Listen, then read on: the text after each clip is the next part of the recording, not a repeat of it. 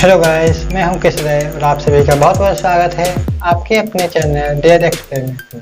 तो गाइस, जैसा कि आपने थंबनेल में देख ही लिया है, आज के वीडियो का टॉपिक है फायर ऑन आइस। तो without wasting any more time सीधे बढ़ते हैं अपने वीडियो की तरफ।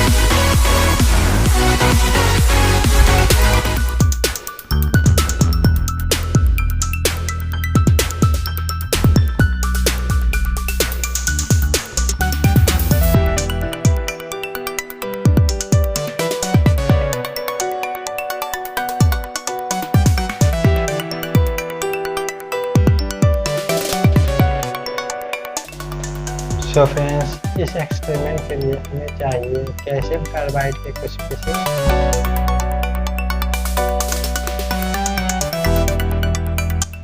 और आइस।